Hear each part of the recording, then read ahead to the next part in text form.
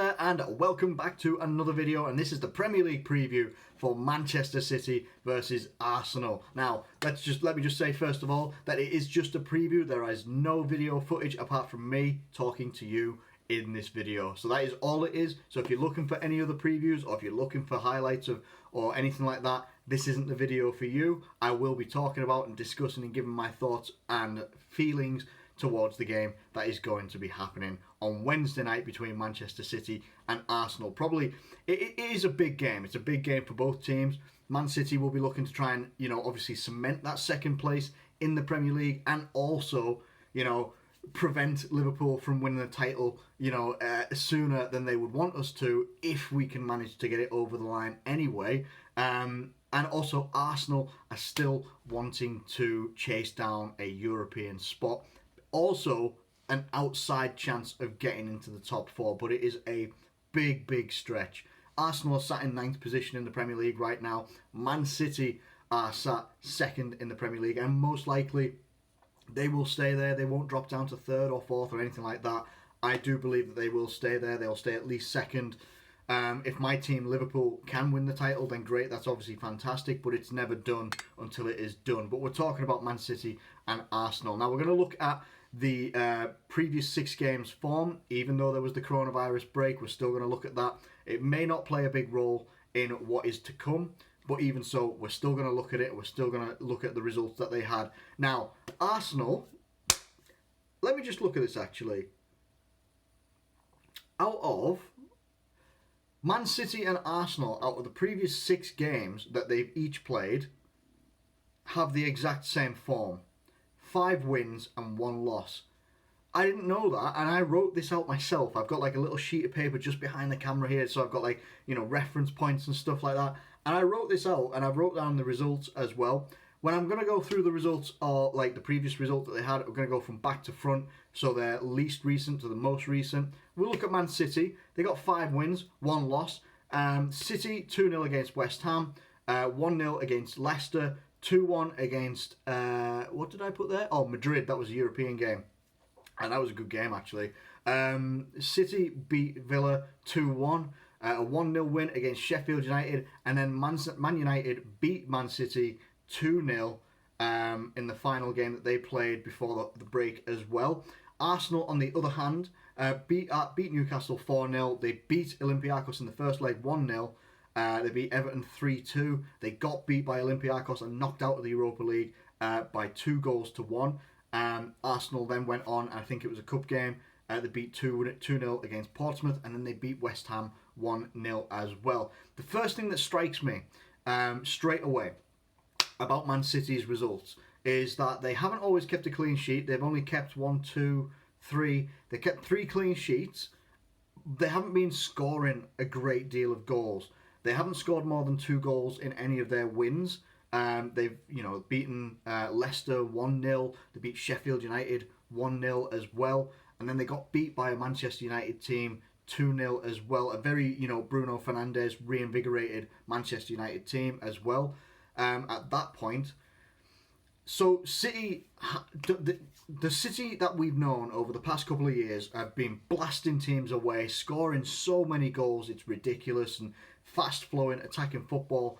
And it seems to be a small chink in the armour of Man City at the moment, is that they're not able to, they can play that football, but they can't necessarily maintain it. And obviously a big part of that has been having Aymeric Laporte injured for a lot of the season. They've been having to play Fernandinho at centre-back. They've had other centre-back injuries as well. Obviously, you've got the quality of centre-backs that they've had available, like an Otamendi isn't always the best option to have.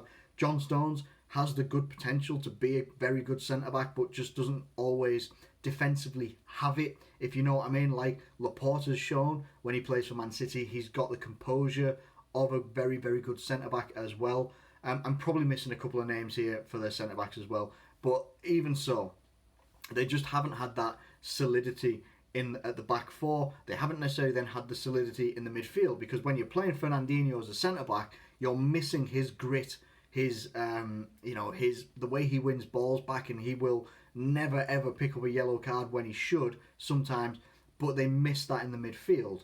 while he's done okay as a centre back, he hasn't necessarily done very, very like amazingly well. But he's done quite well as a centre back. You miss him in the midfield, and haven't necessarily been able to replace his presence in that midfield with the likes of Rodri.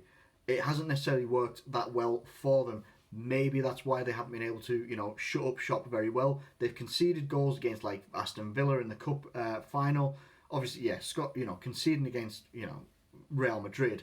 It's one of those things. It's Real Madrid. They're still a European giant as well. But Manchester United as well. In the manner, I think, what was it? Anthony Martial scored a goal, but I think it was like a flick over from a free kick. Bruno Fernandes and Martial finished near post. And the second goal, I think it must have been. I can't remember. I think David De Gea was not David De Gea. Edison was out of goal, and McTominay just absolutely smacked one from 40 yards, and it went in for 2-0 like after 90 minutes. There just seems to be a bit of a defensive lapse at the moment for Man City. Well, at that moment anyway. Maybe that's something that can be repaired.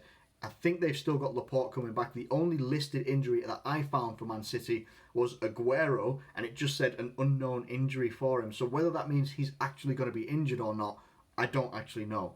But that was the only listed one that I could find. If everybody else is fit and they've got everyone else back and they're not suspended, then maybe you might see a more defensively solid Manchester City, which would then elevate them to be able to be a more attacking team, which is what they will be looking for against Arsenal. Arsenal, on the flip side, you look at that form guide and you see Arsenal in ninth. Let's not forget, I think when they were playing, like when they beat Newcastle 4-0 or something like that, I think around that sort of time they were sitting like 13th, 12th. So to actually get themselves up into ninth position, I think they're only maybe about 8 points away from 5th or top 4 or something like that. It's not out of the realm of possibility for Arsenal to achieve a top 5, a top 4 place. It's just going to be very difficult because you've got to try and chase down a Chelsea team, a very young Chelsea team, a creative Chelsea team. You've got to then chase down a Man United that are going to be getting Pogba back as well, and they're going to be hoping that he can partner it in with Fernandes. There's so many other teams in between them as well, like a Sheffield, Wolves as well.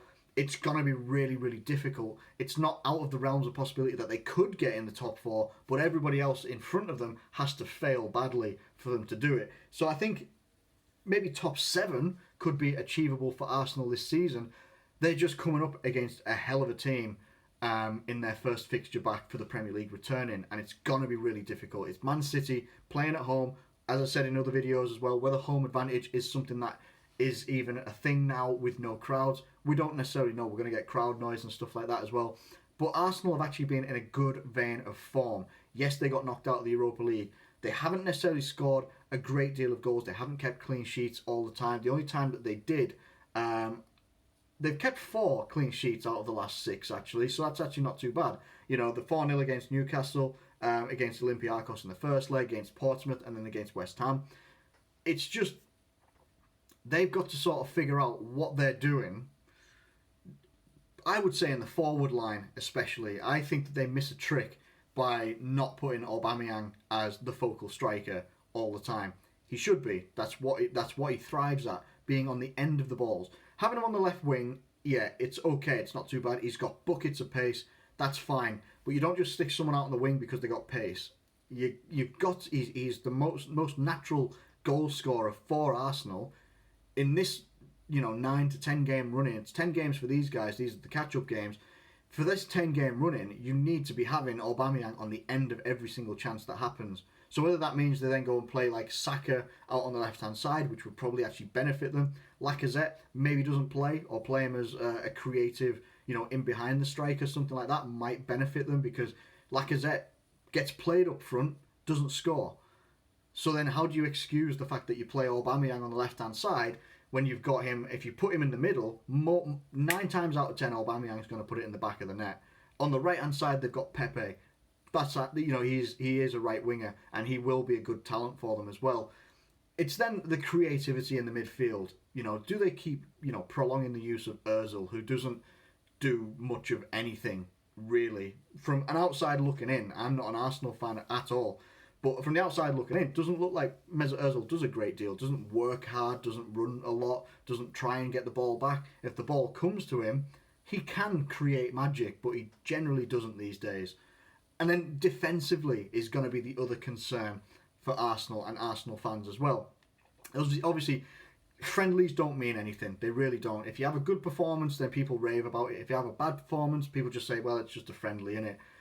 People are obviously going a bit mental about the video that went viral a little bit on football Twitter about David Luiz trying to juggle the ball against Brentford, and they got undone and they got counted on and they got scored against because of that mistake. The problem is that you're going to get that with David Luiz. That was always a thing. It was a thing when he was at Chelsea. It was a thing when he was at PSG. It was a thing when he was at Chelsea again. You've always got that liability. But like in the other teams that he's played for, he's had like leaders and people that are much more defensively solid than him, so that he can wander. Like Conte's 3-4-3 for Chelsea. I can't remember the other centre backs that were with him, but it meant that he played with two other centre backs. So they could just close the gap. David Luiz could wander out into midfield. They could close ranks so that if they got counted on, he could start coming back, but the two centre-backs are already there. The wing-backs might already be back in as well.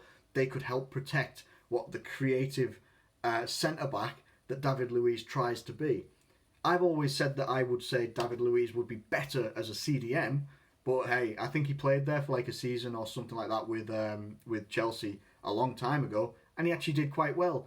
No one's ever played him there since, and I don't know why, because he's such a liability as a centre-back, and when you're in a team like Arsenal that isn't defensively solid at all times and can be in quite a disarray as well, they've got a couple of their injury list is Holding, Chambers and Suarez, the guy on loan from Southampton. Like, they've got defensive players missing. So you know that David Luiz is going to be playing. You know Socrates is going to be playing as well. Socrates in his prime was very good, he was very good. He was very fast and he was very good at his defensive awareness. His defensive awareness seems to have dropped a little bit once his pace dropped a bit as well. Hasn't necessarily adapted that defensive awareness with the drop of his pace.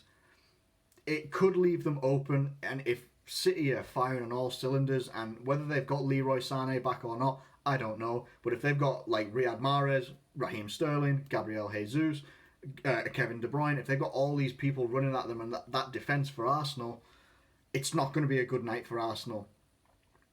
And I'm going to go out and say that it's going to be a 3-1 victory for Man City on that basis. I just think Arsenal probably will score a goal. I just think that Man City, at the end of the day, will have far too much for them. I think they'll have far too much firepower. I think Arsenal literally would have to have the game of their lives to have a draw, never mind a win. And I just feel that Man City will have far too much firepower for Arsenal, and they will win this game 3-1. I wouldn't rule out a clean sheet for Man City, depending on where they play Aubameyang. If they play Aubameyang up front, I think that Arsenal will score one goal. But I don't think they're going to be able to. I don't think they're going to be able to beat Man City. And as much as a Liverpool fan, I would like them to beat Man City, I just don't think it's going to happen. So hey, let me know what you think in the comments below about this game. I'm predicting a 3-1 win for Man City. What are you thinking on Wednesday night? Let me know it in the comments below. Thank you ever so much for watching this video. If you have enjoyed it, please do like it and subscribe. If you're new around here, thank you once again, and I'll catch you later.